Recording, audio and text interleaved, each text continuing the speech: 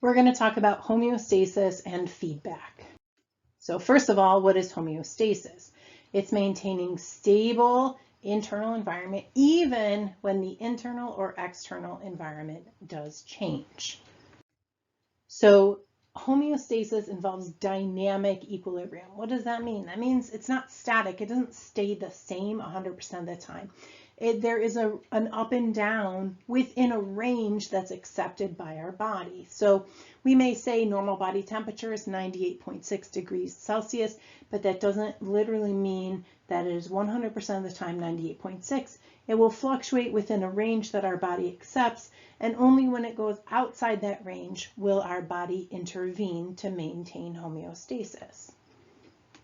However, if the body does fail to maintain homeostasis, that can result in disease, okay? Signs of disease are objective. You can see them.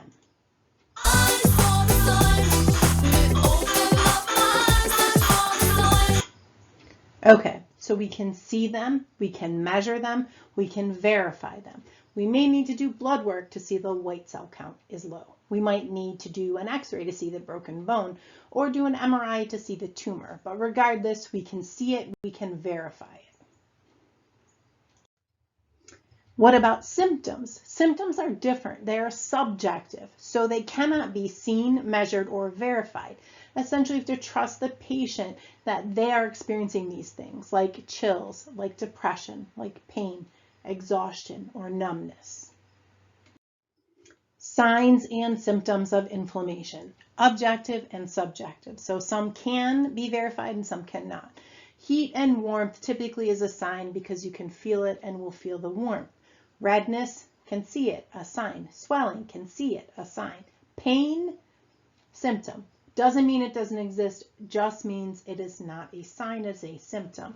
And loss of function. It could be a sign if you can tell that, say, for example, someone's finger cannot bend, or it may be a symptom in that someone is just unable to move, but you can't necessarily verify that they are unable to move it. You're just trusting that they can't. So here they are, the signs and symptoms of inflammation. So how do we regulate homeostasis and prevent disease? We use a multi-step process. A stimulus is detected, so that's a change in the internal condition. The receptor detects that change, that stimulus, and sends a message to the control center. It receives and processes that information and sends a command to an effector, and then the response is what the effector does.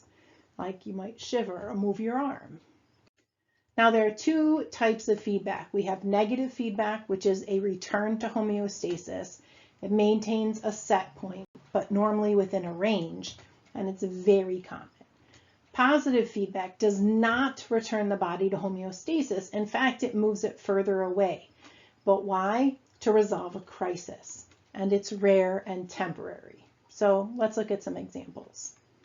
So thermoregulation is an example of negative feedback. Our normal body temperature, the normal set point, 98.6 degrees Fahrenheit or 37 degrees Celsius.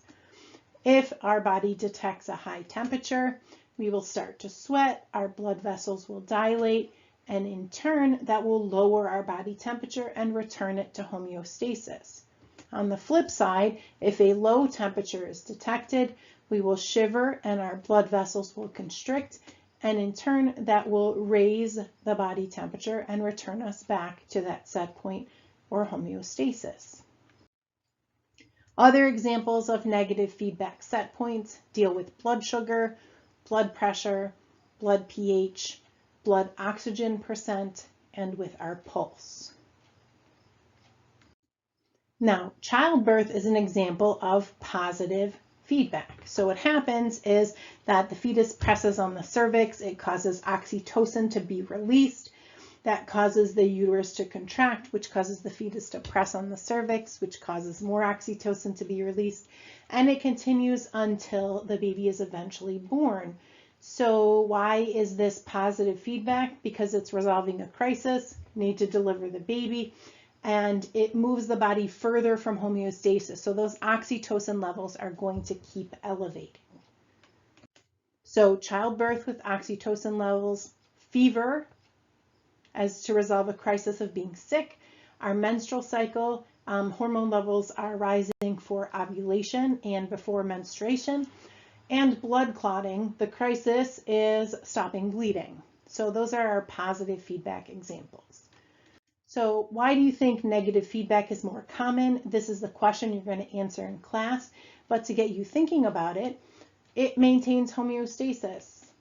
And the failure of homeostasis can result in disease or even death. So absolutely maintaining homeostasis is important, and the only time we move away from it is to resolve a temporary crisis. And there you have it.